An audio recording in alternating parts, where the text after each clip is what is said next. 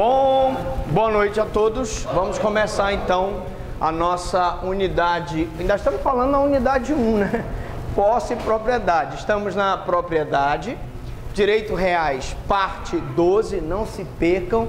Nós estávamos justamente falando sobre condomínio e hoje vamos dar continuidade ao condomínio até a parte de direito de vizinhança, tá? Então aqui estão os nossos contatos do Facebook, por onde você acompanha quais são as aulas que estão sendo postadas. E aqui pelo Twitter você pode mandar críticas e sugestões. Então, sem mais delongas, vamos começar. Direito reais, posse e propriedade. Estamos agora em propriedade, na parte de condomínio. Bom, do condomínio em edificações, né?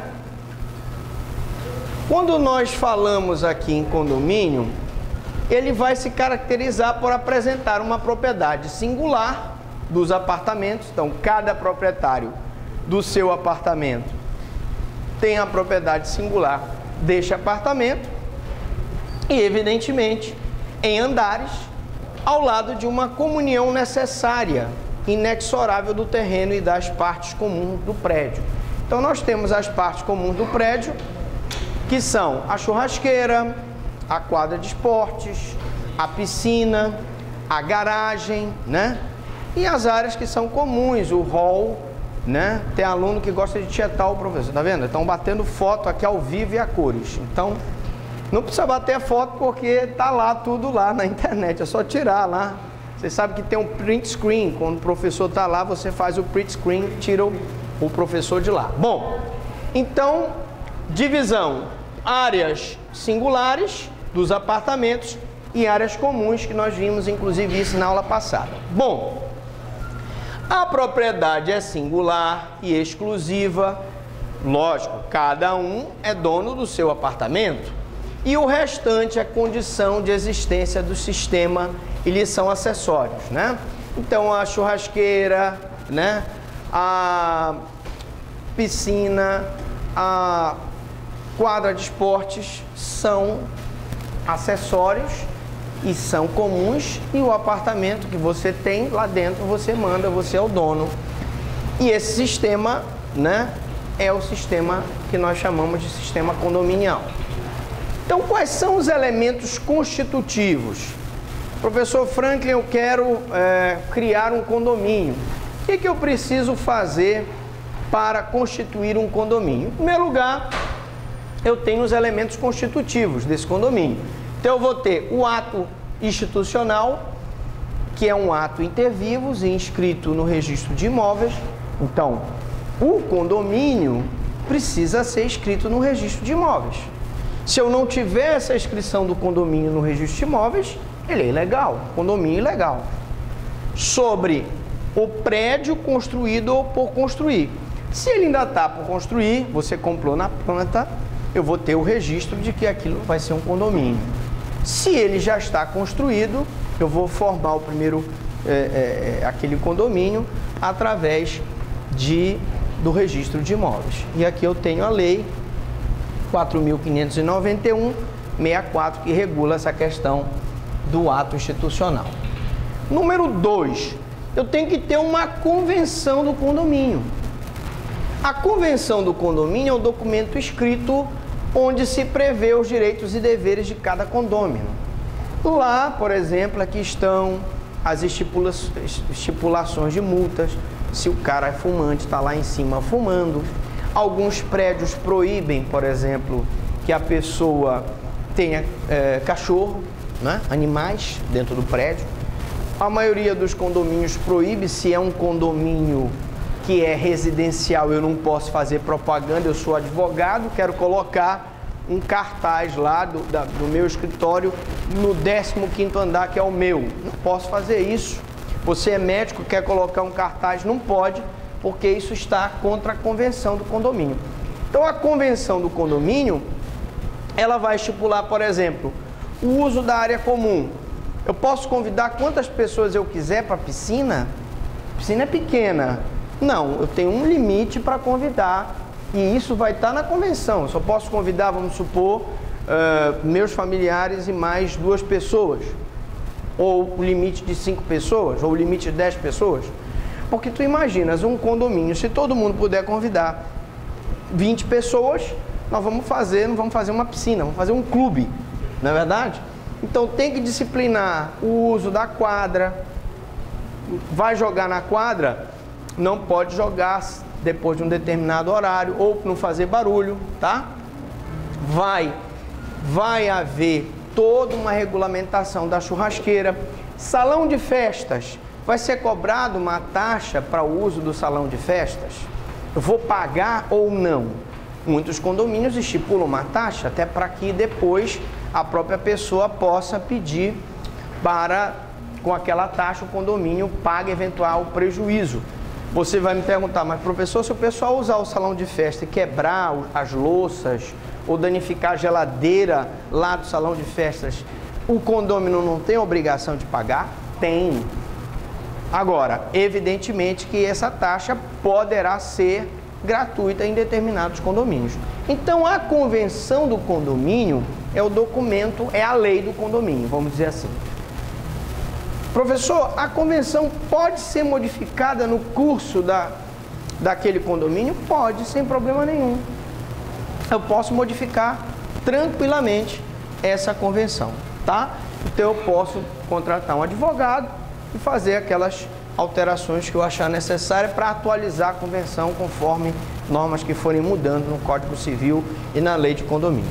Bom, aí eu tenho o estatuto, que é um contrato formal.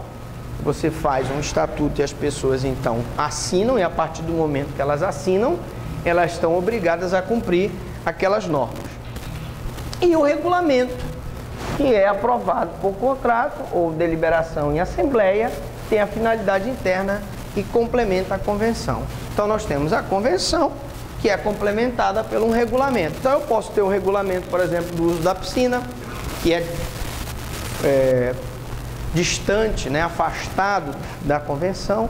Eu posso ter o regulamento de uso da churrasqueira, eu posso ter um regulamento específico de uso da sauna, eu posso ter um regulamento de uso específico da garagem, de modo que lá no regulamento da garagem tem estipulado o seguinte: o carro que chegar, né, ele tem prioridade para entrar no condomínio. O que tiver lá dentro é obrigado, por exemplo, a colocar na área de escape.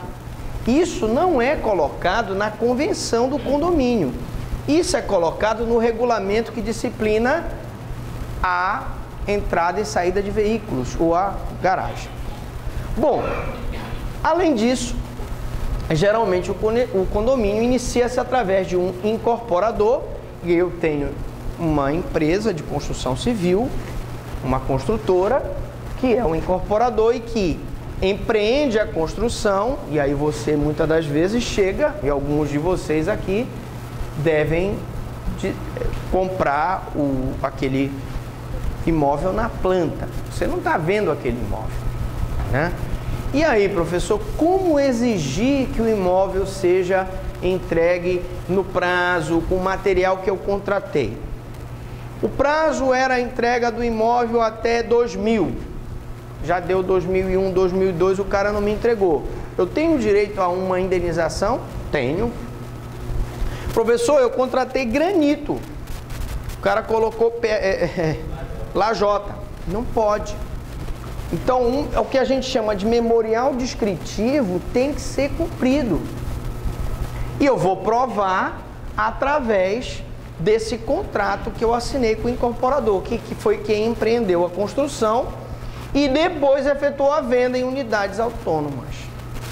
Um dos problemas que os condôminos têm é que, muitas das vezes, ele paga a construtora e descansa em relação a isso. Pega só aquele contrato de promessa de compra e venda. E não se preocupa em pegar logo esse contrato e fazer a escritura pública daquela unidade no seu nome. Aí o que é que acontece? Muitas construtoras quebram. Muitas construtoras estão inadimplentes. Elas pedem dinheiro emprestado para o banco, não pagam, geralmente é uma hipoteca, o banco vai lá e, primeira coisa que ele lança a mão, o condomínio todo, o empreendimento todo. Você vai me dizer assim, mas professor, poxa, eu comprei, eu paguei, estou aqui com um contrato. Mas o direito não socorre aqueles que dormem. Se você não fez a escritura pública, você corre o risco de não ter regularizado o seu imóvel. É isso mesmo que eu estou dizendo. Mas professor, e aí? E aí tu vais executar a construtora para tu reaver o dinheiro que tu pagaste, mas a construtora não tem dinheiro para te pagar. Não tem nem bens no nome dela, está tudo penhorado, está tudo hipotecado. E aí? Então abram o olho de vocês. Quando forem fazer negócio com o incorporador, peguem o contrato de promessa de compra e venda. Se você quitou, vá logo no cartório e faça a escritura pública no seu nome. E também, antes de você celebrar o contrato, convém você pegar uma série de certidões de dívida ativa da Fazenda Pública, de impostos municipais e estaduais, porque você pode estar comprando um imóvel cuja construtora já o deu, já existe uma penhora em cima daquele imóvel. Então existem muitos problemas em relação a isso. Diga, Valente. Ele vai, pode falar, macho.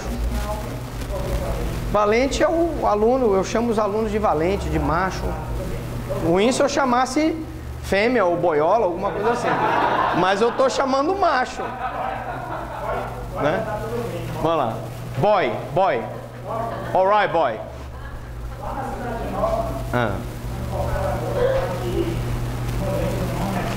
Dois amigos meus compraram 2 imóveis, mas parece que não está regularizado lá. Sim. Então o que acontece? Uma vez ele disse que ele já tinha escritura dos imóveis, e lá não é regularizado, ele falou de novo, como é que acontece isso? Se eu não corre o risco? O incorporador, ele tem que regularizar o empreendimento perante a municipalidade. Por exemplo, por que pode ter acontecido isso? Imaginemos que o cara fez inadvertidamente um condomínio numa área de reserva ambiental. Nós temos, por exemplo, ali o parque ecológico de Ananindeua. Aquela área todinha verde não pode ser construído ali. Então, se uma construtora fizer qualquer coisa ali dentro, o que vai acontecer? Você não vai conseguir regularizar. Por quê? Porque aquele imóvel ele está irregular, então tu não consegues fazer a escritura pública. Então tudo isso você tem que analisar na hora de fazer o negócio. Bom, comprou o terreno, mas o terreno não estava regularizado, né? Elementos integrantes. Aí são as unidades autônomas, né? Acho que quase todos nós aqui moramos em condomínio, né? Alguém mora em casa? Vamos fazer aqui aquela de novo? Vocês têm sorte ainda de morar em casa, é mais tranquilo, né? Mas com essa violência a gente não sabe também se é um bom negócio. Características, limitações e restrições das áreas comuns, utilização. Eu lembro que essa aula é ao vivo e está sendo captada a conversa de vocês. E as despesas que estão no artigo 12 da Lei 4.591 de 64. E aí é um outro problema que eu queria discutir com vocês. Nós temos condomínios que não dividem, por exemplo, é uma catástrofe você não dividir energia elétrica. Isso é menos comum, mas normalmente às vezes o condomínio não divide, ele não tem aquela divisão para medição do gás autônomo, né? Vocês já perceberam isso? Não tem divisão autônoma da água. Com a crise de água que nós estamos vivendo, o que acontece? O vizinho gasta mais água do que você, o condomínio paga mais, você não tem como fazer nada, porque a água é do condomínio, não é de unidade. Então nós vimos uma reportagem lá em São Paulo, que os senhores síndicos estavam fazendo o que nós achamos correto: colocar o medidor individual da água de cada apartamento. Assim ele tem condições de cobrar a economia de todo mundo. Colocar um medidor de gás de cada apartamento e assim sucessivamente. Cada um tem que pagar a sua energia elétrica, cada um tem que pagar a sua luz, cada um tem que pagar sua água, seu gás, né? Sua internet, seu telefone e assim sucessivamente, né? Bom, e a administração do condomínio está previsto no artigo 22 e 23 da Lei 4.591, de 64. Essa administração pode ser feita através do síndico ou de um administrador, nós vimos isso na aula passada. O síndico tem obrigação de prestar contas. Então, professor Frank, eu posso pedir uma prestação de contas do síndico? Posso. Estou com suspeita de que o síndico está desviando o recurso do condomínio?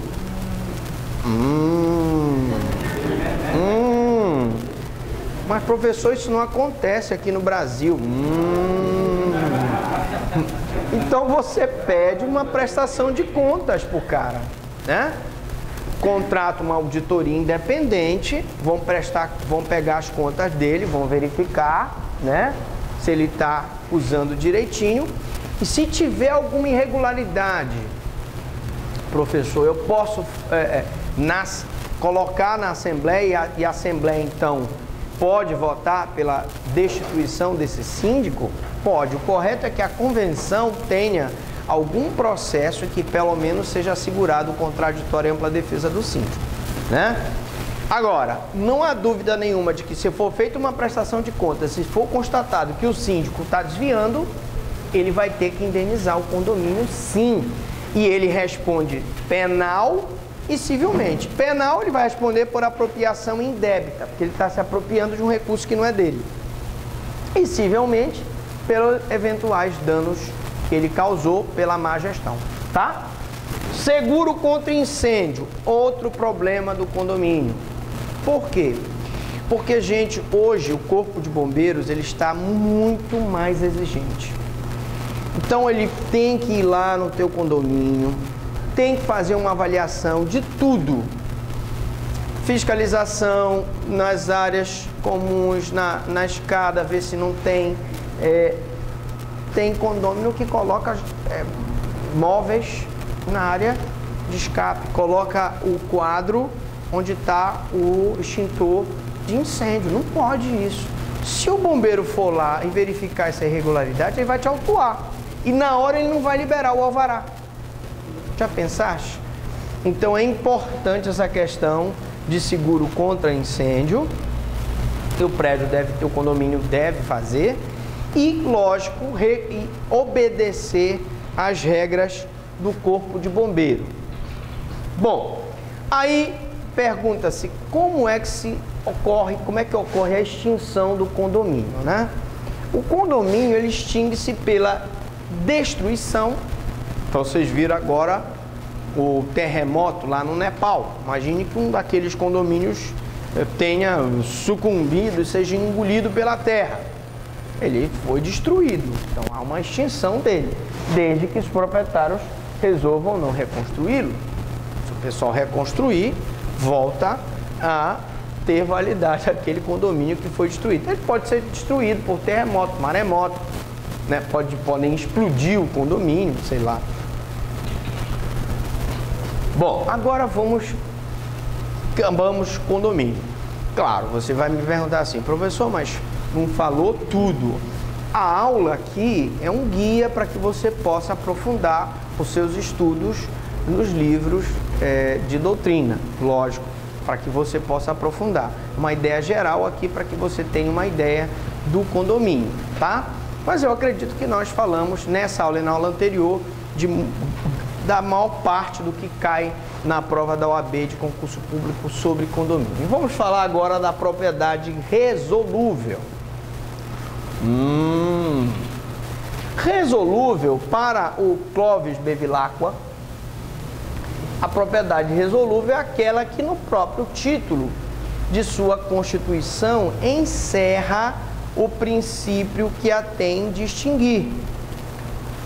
Então é como se ela dissesse, olha, eu estou sendo criada, vou ter esse prazo de validade e em determinado momento eu vou ser extinta, tá?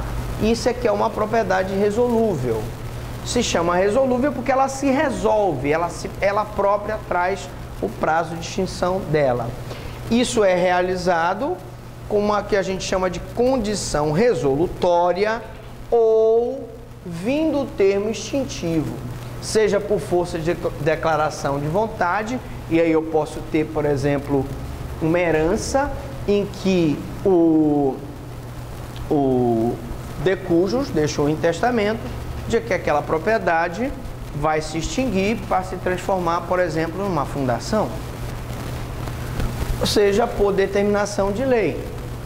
E aí eu tenho aquelas situações em que a própria lei vai determinar a extinção daquela propriedade. Nós vimos isso em aulas anteriores, falamos da desapropriação e outras mais.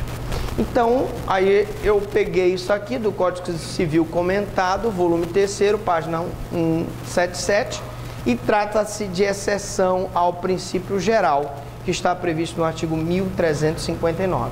Qual é o princípio geral, professor Franklin? É de que a propriedade não traz uma condição de que ao final de determinado tempo ela vai se extinguir. A maioria das propriedades permanece sendo utilizada ad eterno, até que alguém venha e resolva colocar uma condição resolutiva. Bom, o artigo 1359 do Código Civil diz assim: resolvido o domínio pelo implemento da condição, o advento do termo, então, eu resolvi a propriedade, eu encerrei aquele domínio, eu extingui aquela propriedade pelo implemento da condição, que foi deixada num testamento, por exemplo, ou foi deixada em termo, entende-se resolvidos os direitos e o proprietário pode reivindicar a coisa do poder de quem a detenha. Então, ela se resolveu em relação àquele proprietário e foi dito que aquela propriedade passaria então para as mãos de outro proprietário. No caso da herança, por exemplo. E nesse caso, a pessoa que recebeu aquele imóvel como herança pode reivindicar a coisa do poder de quem a detém. Daí nós passamos para o e-mail de vocês um modelo de ação reivindicatória, que nós vamos mostrar numa aula, vamos explicar, para que vocês entendam como é que se ajuiza uma ação reivindicatória em favor, em defesa da propriedade. Porque nós estamos vendo propriedade e num primeiro momento nós falamos daquelas ações que defendem a posse e agora nós temos que mostrar para vocês aquelas ações que defendem a propriedade. Uma delas é o que nós chamamos de ação reivindicatória. Tá? Bom, nesse caso, a condição ou termo constam do próprio título, né? Então, o título de propriedade vai constar aquela condição resolutiva, ou seja, o próprio proprietário disse: olha, quando eu morrer, por exemplo, a minha propriedade vai passar para o fulano. Isso é que é uma condição resolutiva.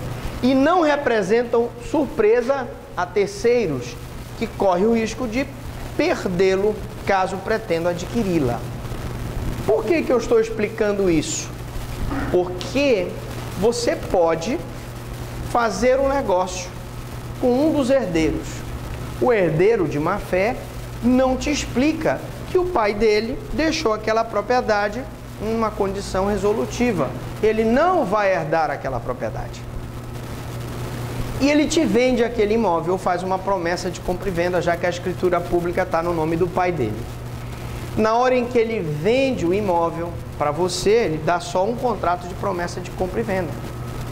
Na hora que você vai reivindicar aquela propriedade, o que vai acontecer? Você não tem direito, você corre o risco de perdê-la, porque na verdade aquela propriedade trouxe em si uma condição resolutiva que retirou qualquer possibilidade daquele teu vendedor, supostamente herdeiro, de transferir aquela propriedade pela tradição, porque ele não vai herdar aquela propriedade. Tu entende? Então é importantíssimo que você, ao fazer negócio, tire uma certidão para saber se aquela propriedade tem uma condição resolutiva. para saber se aquela propriedade está gravada com algum ônus real, para saber se aquela propriedade tem uma penhora, para saber se aquela propriedade tem algum débito fiscal, tributário, etc., municipal, estadual ou da União. Por quê? Porque tu estás comprando uma propriedade com débito e se ela não está penhorada, ela pode ser penhorada. Não pode? Pode. E aí tu vais conseguir passar para o teu nome com muita dificuldade. Bom, os direitos concedidos na pendência da condição resolvem-se com o prejuízo dos eventuais adquirentes, né? Se você adquiriu de boa fé, mas a propriedade estava com uma condição resolutiva, você vai perder. E aí, professor? E aí, se o contrato não tiver pacto da retrovenda, está previsto no 1141 do Código Civil, ou propriedade comum prevista no 1139, tenho condições, sofro o risco de perder aquela propriedade. Então, o que é a retrovenda? É aquela possibilidade que é colocada no contrato de que se o vendedor não quitar todas as prestações, você pode cancelar a venda do que era seu, você vendeu, a pessoa não pagou, aquela propriedade continua contigo. E a propriedade comum é o caso, por exemplo, de um condomínio que eu tenho a propriedade comum. Se aquela propriedade se extinguir para um, vai se extinguir para todos. O fato é que existe a possibilidade de uma condição resolutiva te gerar prejuízo se você adquirir uma propriedade que você não pode, por alguma disposição de testamento ou de lei, adquirir aquela propriedade, porque aquela propriedade não vai pertencer a quem te vendeu. Então não caia nessa história de comprar uma propriedade de uma pessoa que supostamente vai herdar, porque isso é muito relativo, pode ser que ele não herde. Não se esqueça que herança só existe, não existe herança de pessoa viva, só existe herança de pessoa morta, tá? Direito de preferência. Então você já tem uma ideia do que seja o direito de preferência. Você tem um inquilino, ele já está no teu imóvel há 10 anos. Você quer vender aquele imóvel, o inquilino tem esse direito de preferência. E aí eu tenho o artigo 27, artigo 33 da Lei 8.245 de 91, que trata do inquilinato, e ele vai ter o direito de preferência. Bom, professor, mas espera aí, ele tem o direito de preferência, mas se ele não quiser comprar, eu posso vender para outra pessoa? Pode, lógico, ele tem o direito de preferência, isso é relativo, tá? O alienante só pode vender o que é seu. Por isso que eu te digo, você vai fazer negócio com uma pessoa, não, a pessoa diz, não, mas eu vou herdar aquele imóvel, né? E não é bem assim, né? Não é bem assim. Só vai herdar depois que a pessoa tiver morrido. Então, o alienante só pode vender o que é seu. Quando você for adquirir uma propriedade e a pessoa alienante não tem a escritura pública, você, pisa no freio. Porque não é dele. Ele pode ser posseiro, mas proprietário ele não é. Conversamos sobre isso em outras ocasiões. Caso venda patrimônio, condomínio resolúvel, caso ele te venda uma herança ou suposta herança que ele sabe que por uma condição resolutiva não vai ser dele, não poderá transferir o domínio pleno. Ah, professor, quer dizer que eu não tenho domínio pleno, porque não vou poder passar a escritura pública. Mas eu tenho a posse? Posso ter a posse, até que o proprietário da condição resolutiva resolva reivindicar de ti, porque tu estás injustamente no imóvel que é dele pela condição resolutiva, tá? De que não possuirá a titularidade. Evidentemente que a titularidade vai pertencer a quem tem a condição resolutiva. O adquirente de um bem sob condição ou termo não pode alegar prejuízo se contribuiu com sua negligência. Diz o ditado, né? O direito não socorre aqueles que dormem. E quem paga mal, paga duas vezes. Tem aquele ditado também em direito. Um exemplo aqui é adquirir imóvel ou automóvel mais barato. Você pega, aquela pessoa chega para ti e diz, olha, eu sou o proprietário desse carro, ou eu sou o proprietário desse imóvel. Você não checa. Ele te faz um bom preço. O que te interessa é a gente checar